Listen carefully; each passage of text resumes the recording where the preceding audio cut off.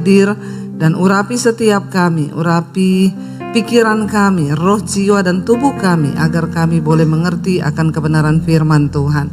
Di dalam nama Tuhan Yesus kami buka hati bagi firman-Mu, sama-sama kita katakan amin, amin. Shalom Bapak Ibu. Saudara, kita ini percaya kepada Tuhan, kita mengikuti Tuhan, ya bukan karena kita sudah melihat Tuhan.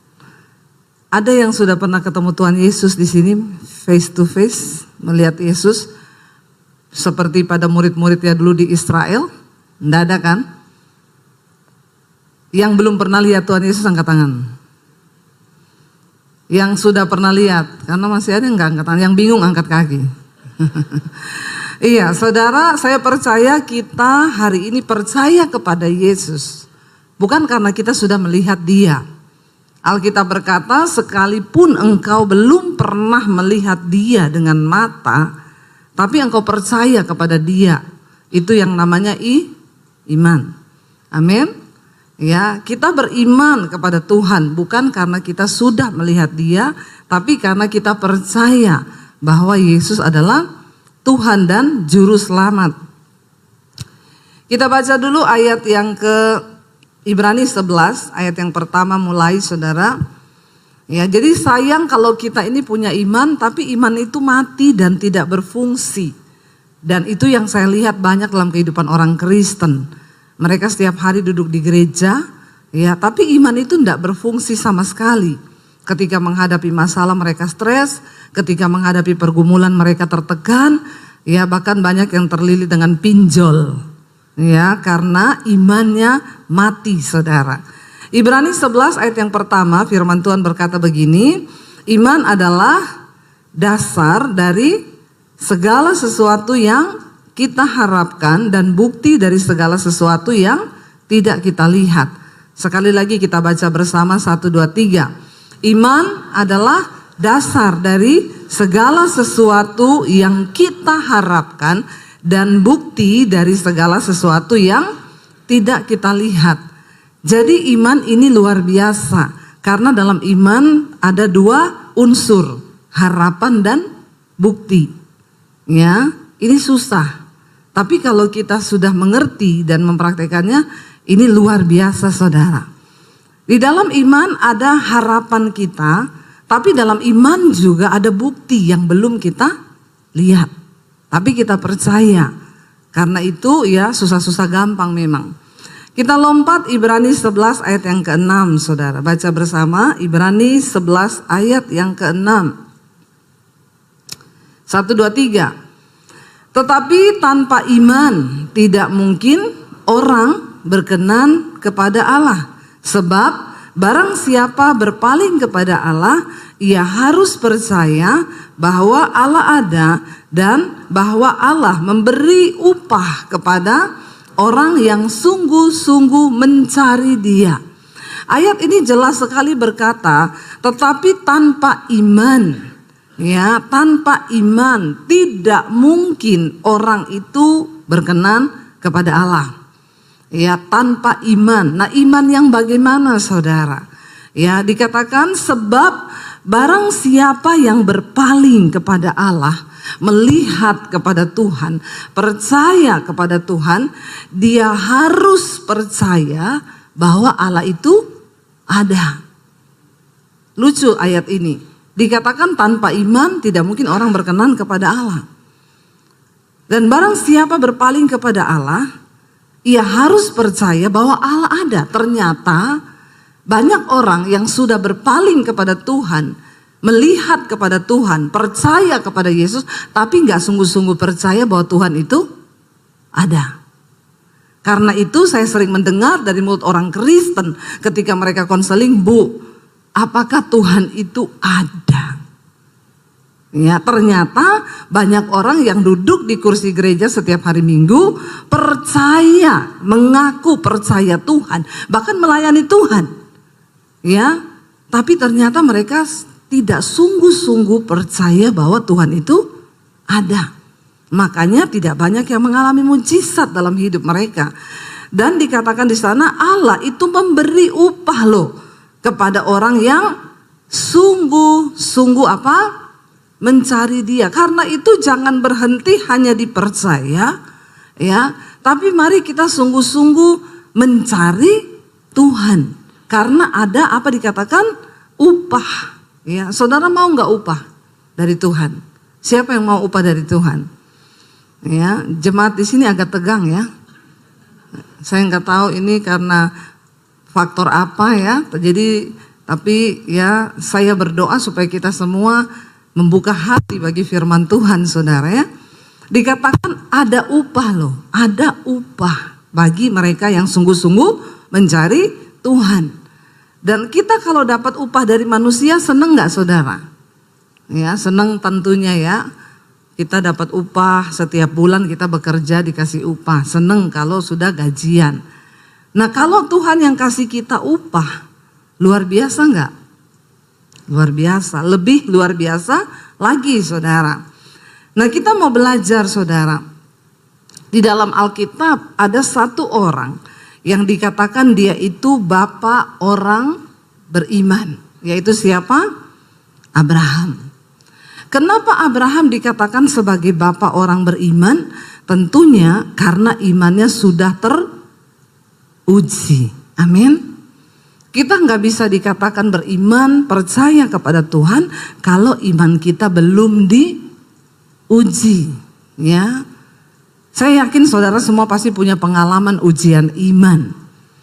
Ya, saya yakin orang yang mengaku percaya Tuhan itu harus mengalami pengalaman ujian iman.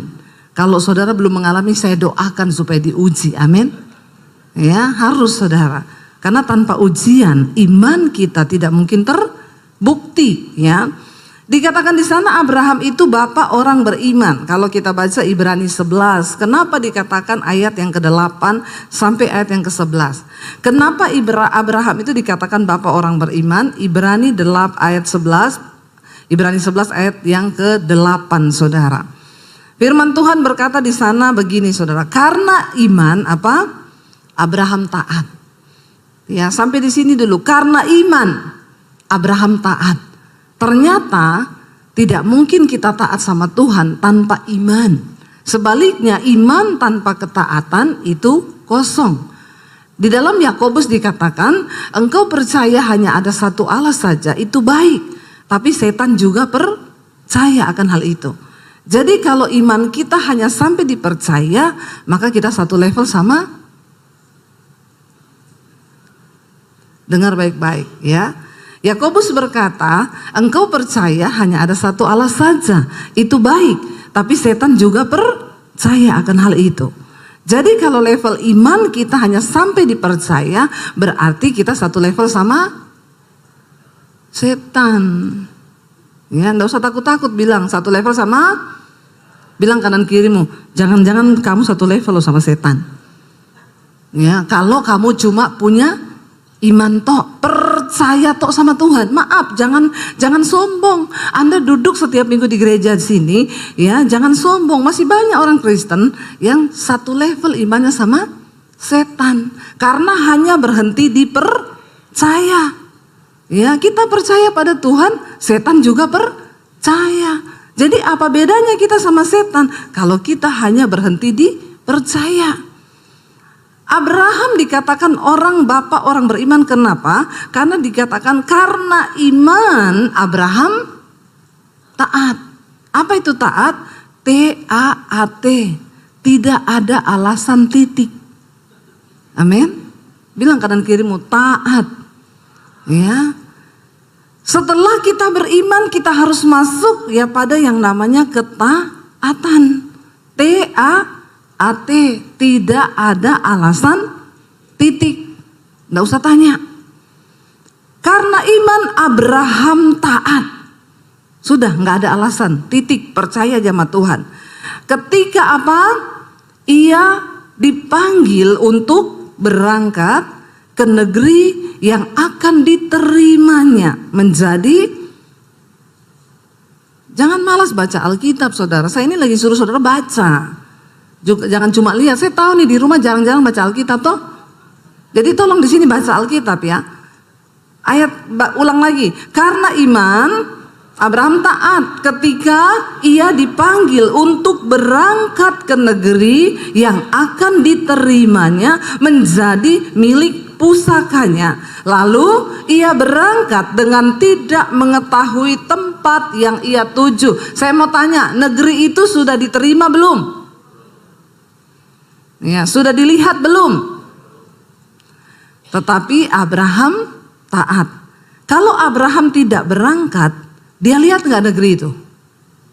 Nah, kalau dia meragukan Tuhan dan tidak percaya ketika disuruh berangkat, karena mungkin dia takut, karena memang belum dilihat, ya, lalu dia memutuskan untuk tidak berangkat. Kira-kira Abraham melihat nggak negeri yang luar biasa itu?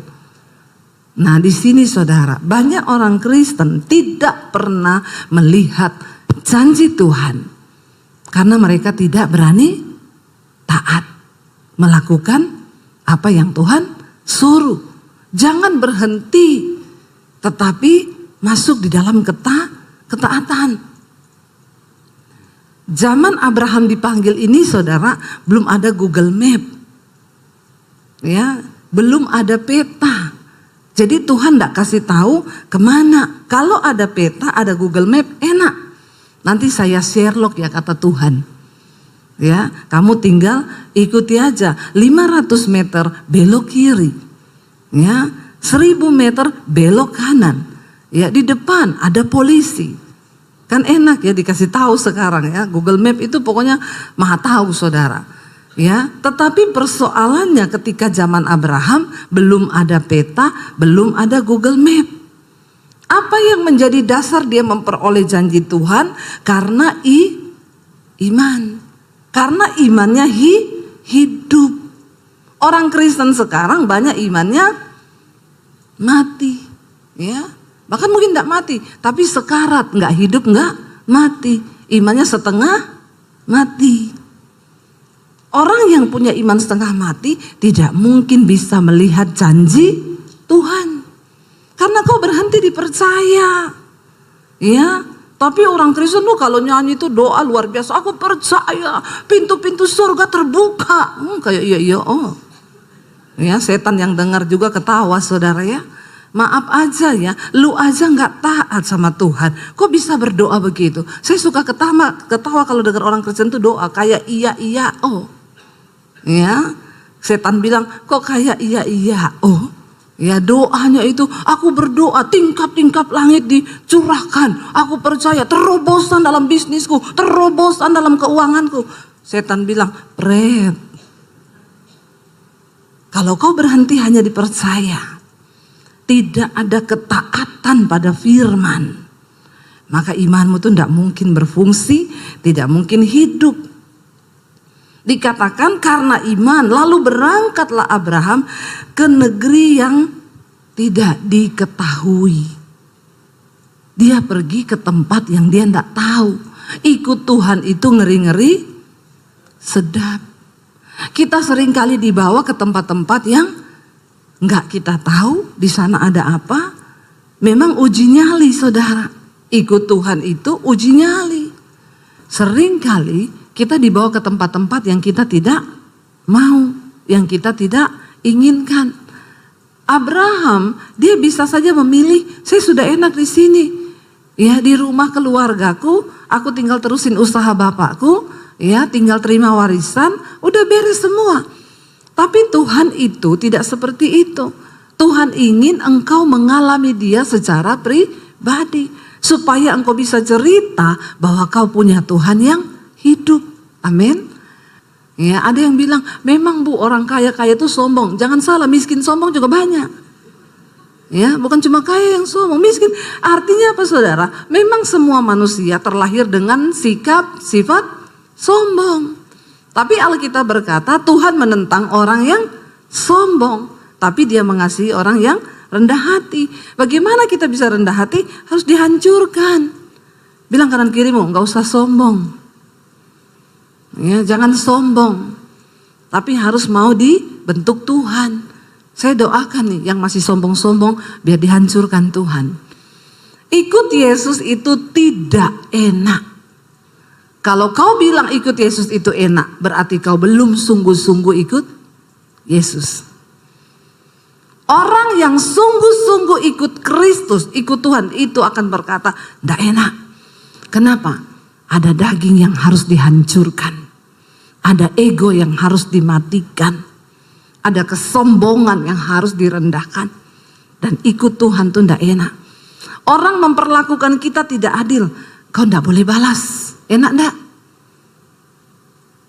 Pengennya balas. Kalau bisa 7 kali lebih.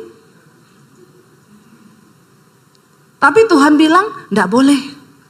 Ya, kalahkan kejahatan dengan kebaikan. Itu enggak enak, Saudara. Siapa bilang enak? Ya, jangan mengutuk orang yang membenci dan menganiaya kamu, tapi berdoa, mintalah berkat bagi orang itu. Enak enggak? Ya, ada yang bilang enak, pret. Enggak enak. Siapa bilang enak? Saya mau tanya, siapa yang sudah pernah melakukan berdoa bagi musuhnya yang paling engkau jengkel dan engkau bilang, Tuhan berkati dia. Tolong angkat tangan. Yang sudah pernah melakukan itu, ambil sepeda di bawah. Enggak tahu sepedanya siapa, ambil aja. Ya. Berat, Saudara, berat, dan banyak orang Kristen yang tidak mampu melakukan hal itu. Dia berdoa sih buat musuhnya. Tuhan, aku berdoa kalau kau yang balas, pasti lebih hebat. Ya Pak ya? Ya, doa sih doa. Kau berdoa buat musuhmu. Iya, saya doakan terus musuh saya. Doanya apa? Aku ndak bisa balas Tuhan. Tapi kalau Tuhan yang balas, lebih parah. Bertobat.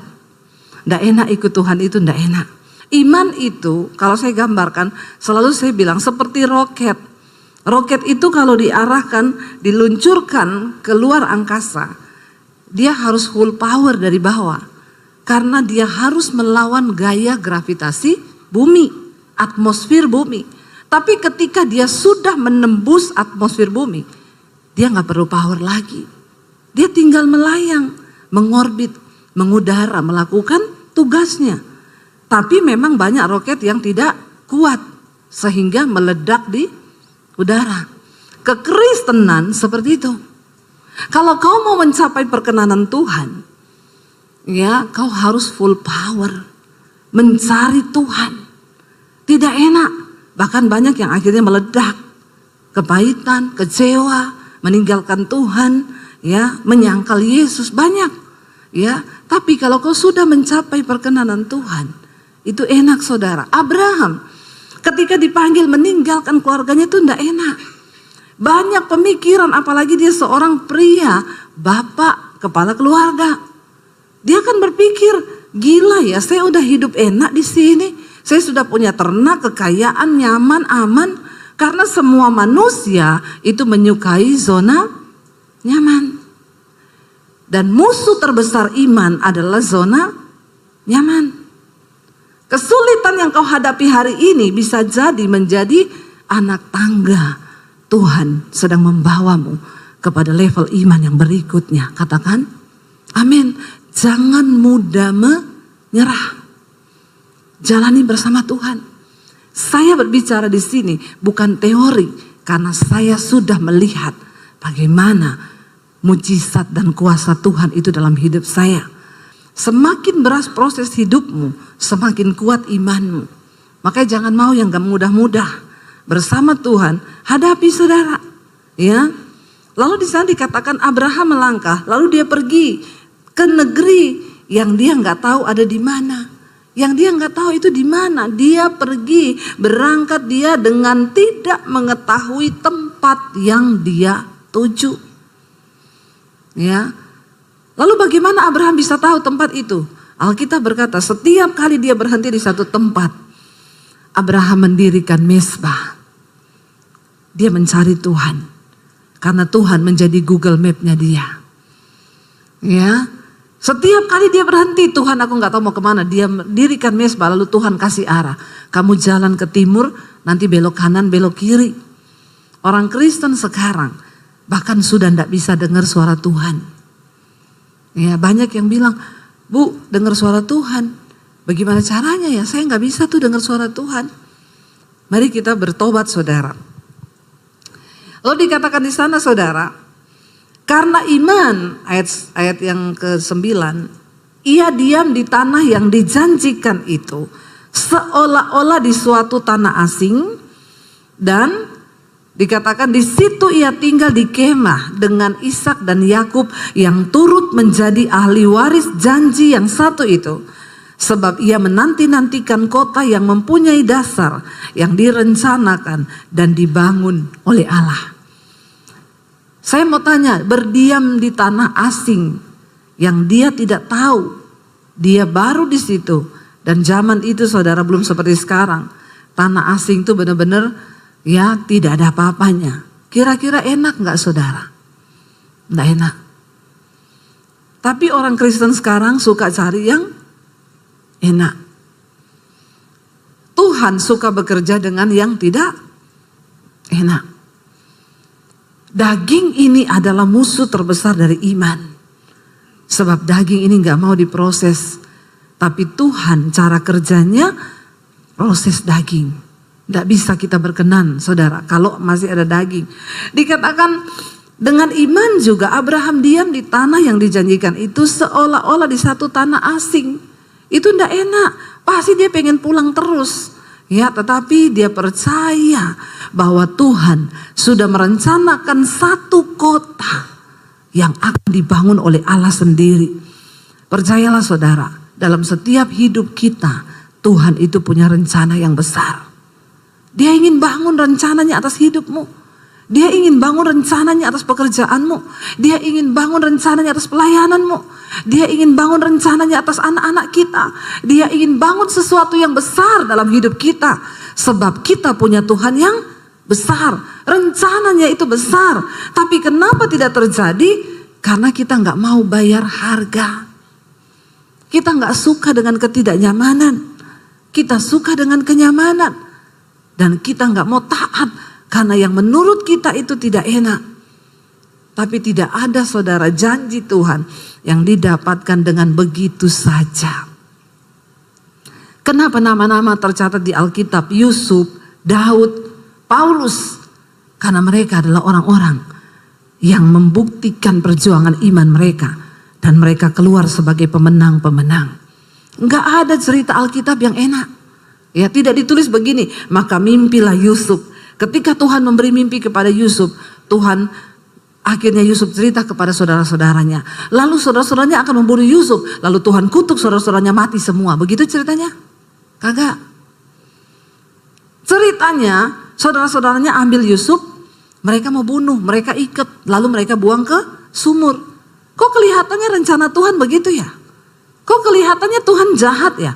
Kok kelihatannya orang yang berkenan kepada Tuhan itu seolah-olah disiksa, dianiaya, direndahkan, ya, sebab tidak pernah akan ada kemuliaan tanpa salib.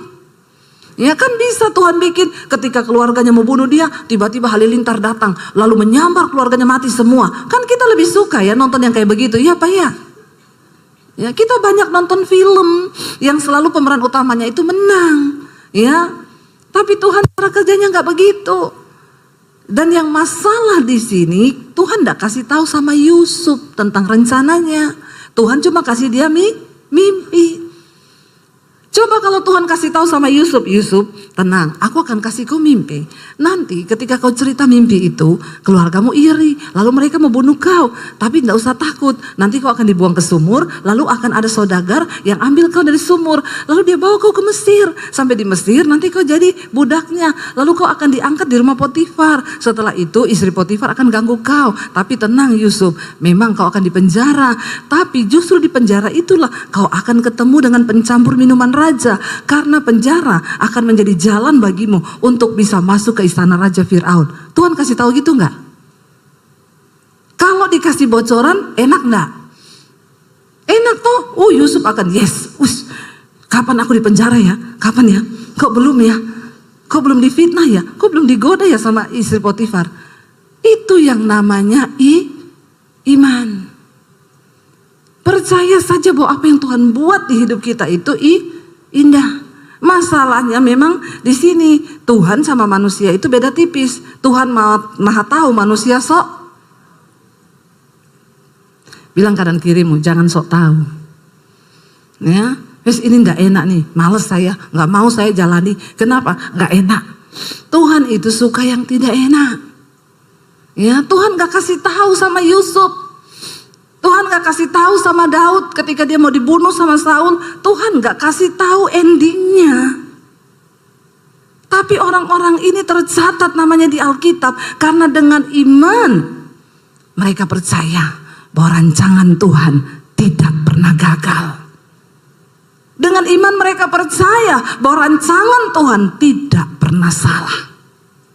Sekalipun berurai air mata, sekalipun berat, sekalipun sakit, ada daging yang tergoyang, ada ego yang dihancurkan, itu tujuan Tuhan. Kenapa masalah diizinkan terjadi? Supaya kau benar-benar menyerah dan pasrah kepada Tuhan. Tuhan gak kasih tahu Abraham endingnya bakal seperti apa, ya. Tetapi Abraham percaya ada satu kota yang akan dibangun oleh Allah dan itu masuk dalam rencana Tuhan atas kehidupannya, saudara. Percayalah apa yang kau hadapi hari ini itu ada rencana Tuhan yang indah, saudara. Ya, dikatakan di sana ayat yang ke-11, coba kita baca Ibrani 11 ayat 11. Karena iman ia juga dan Sarah beroleh kekuatan untuk menurunkan anak cucu walaupun usianya sudah lewat. Karena ia menganggap dia yang memberikan janji itu setia. Secara manusia Abraham sudah tua, istrinya sudah menopause, tidak mungkin bisa punya anak. Tapi satu hal yang mereka percaya, bahwa Tuhan yang berjanji itu adalah Tuhan yang setia. Mari kita bangkit berdiri bersama. Mari katakan di hadapan Tuhan, aku punya Tuhan yang besar. Asal imanmu bersepakat dengan Dia, maka Dia sanggup melakukan segala perkara, saudara. Ayo, di akhir zaman ini belum terlambat. Goal dari kekristenan, waktu hidupmu itu berdampak bagi banyak orang.